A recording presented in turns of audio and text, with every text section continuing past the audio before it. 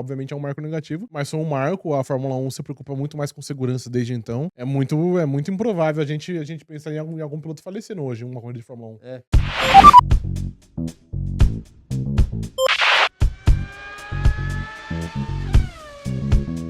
Vamos falar sobre a memória de Jules Bianchi. Por quê? Porque semana passada fez 10 anos do acidente fatal da Fórmula 1. Do acidente fatal, não. Do acidente fatal do Jules Bianchi. Então a gente vai contar pra vocês que não conhecem a história dele, vamos contar a história do Jules Bianchi. Porque é o seguinte: o último acidente fatal da Fórmula 1, a batida do Jules Bianchi, mudou completamente a categoria e eu vou mostrar pra vocês, eu vou falar pra vocês como isso alterou eh, de trás pra frente a segurança na Fórmula 1. Né? O Jules Bianchi era esse piloto aí que tá na tela que vocês estão vendo. Ele pilotava pela Marussia, que era uma equipe ruim, Uhum. pra, Se né? você foi simpático ainda no ruim. É. Exatamente. Era uma equipe de fundo de grid, mas ele era um cara que tinha muito potencial e que participava do programa de pilotos da Ferrari, né?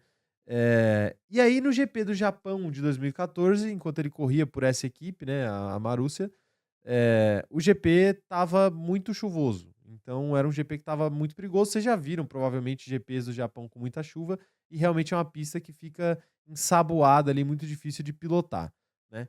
E aí o que acabou acontecendo?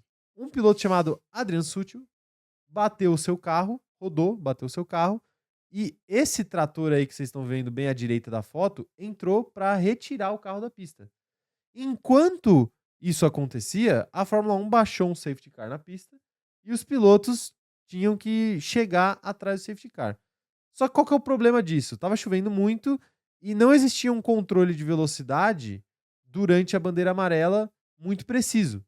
E aí diz a lenda que o Jules Bianchi não desacelerou da maneira que ele deveria desacelerar e acabou perdendo o controle do carro e batendo justamente nesse trator aí que estava resgatando o carro do Sutil.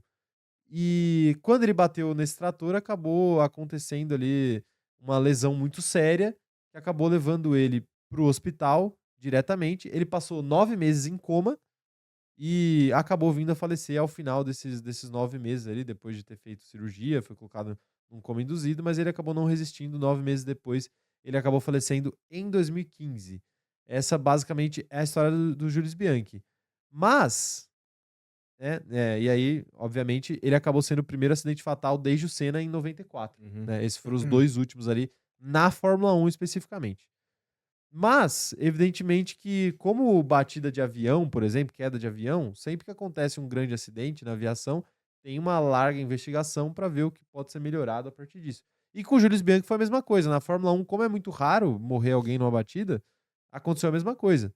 E a batida dele acabou gerando muitas mudanças na Fórmula 1. A primeira foi. A primeira não, mas a mais importante foi o halo. Uhum. Né? O halo, que é essa estrutura metálica na frente da cabeça do piloto, que já protegeu o Grosjean, como vocês estão vendo nessa ilustração aí do acidente do Grosjean no GP do Bahrein, né? É uma estrutura metálica que teria protegido ali a cabeça do Jules Bianchi no acidente que ele acabou falecendo, e foi uma das mudanças, né, muito incentivadas por esse acidente especificamente. Outra mudança muito importante foi a adição do Virtual Safety Car, Uhum. né? Porque só tinha o safety car e, como eu disse para vocês, a falta de desaceleração do Jules Bianchi acabou possivelmente gerando ali o fato, a perda Controle. de controle do carro e a batida. Então, o Virtual Safety Car é uma ferramenta para controlar a velocidade dos pilotos antes da entrada do safety car principal, ou pelo menos antes de todo mundo ficar ali perfilado atrás do safety car principal. E outra coisa que a Fórmula 1 mudou bastante é o aumento de bandeira vermelha. Né? Antigamente era muito mais incomum ter bandeira vermelha do que é hoje. Então eles aumentaram ali a quantidade de bandeiras vermelhas, principalmente durante chuva. Né? Uhum. A gente vê até pilotos pedindo bandeira vermelha hoje em dia durante provas com chuva. Aconteceu isso no GP do Brasil de 2024 até. O próprio Oliver Berman pediu ali uma bandeira vermelha. Então essas foram as principais mudanças ali que, né, a partida do Jules Bianchi acabou trazendo para a Fórmula 1, e isso faz com que hoje a gente esteja aí 10 anos sem nenhuma fatalidade na categoria. Perfeito. Silêncio. Silêncio. Pesou o clima, né? Pesou o clima. Pesou o Não, clima. de fato foi um grande marco, né? Obviamente é um marco negativo, mas foi um marco. A Fórmula 1 se preocupa muito mais com segurança desde então.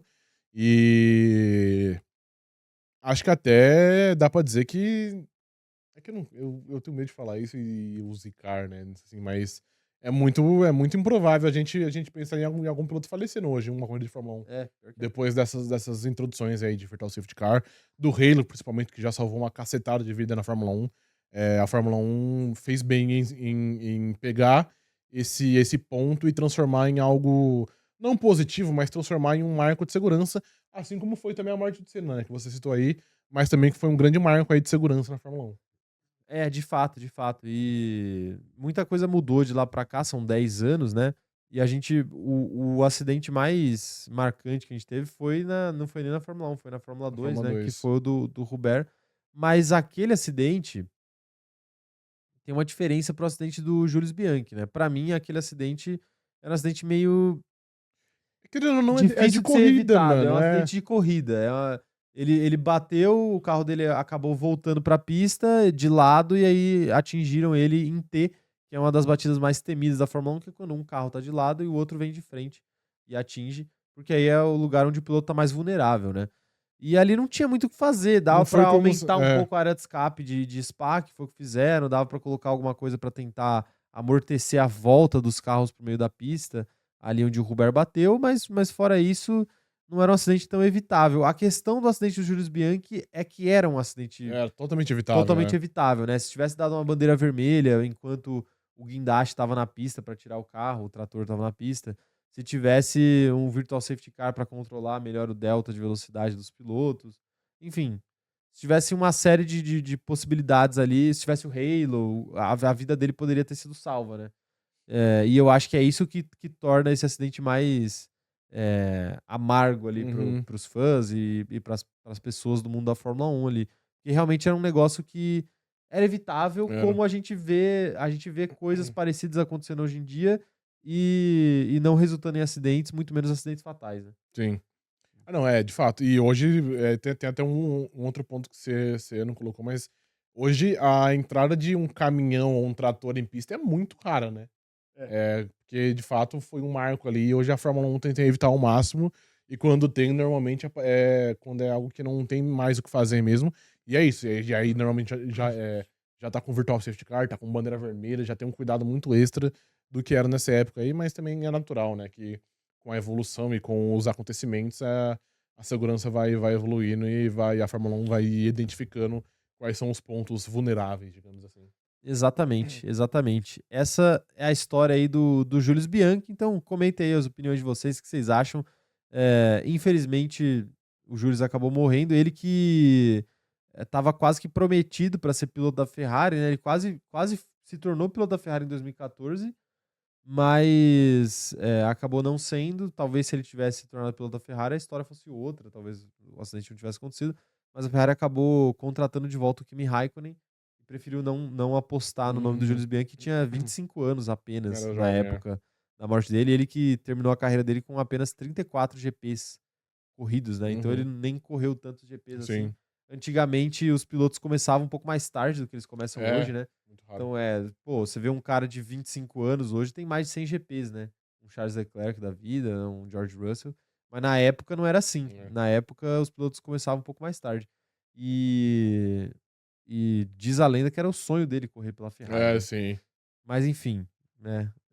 Ele acabou não sendo contratado pela Ferrari em 2014, continuou correndo pela Marussia, mas ele era um nome que ganhava força no Nome grid. quente, Era um nome respeitado, até porque ele fez uma pontuação meio milagrosa no GP de Mônaco, né? Com a Marussia, que era uma equipe muito ruim. E ele era respeitado cada vez mais ali no mundo da Fórmula 1. Provavelmente, em algum momento, correria por uma equipe maior. Sim, não, com toda certeza correria. Enfim, mas é isso. Comentem aí as opiniões de vocês. É um assunto meio pesado, mas é interessante a gente falar sobre.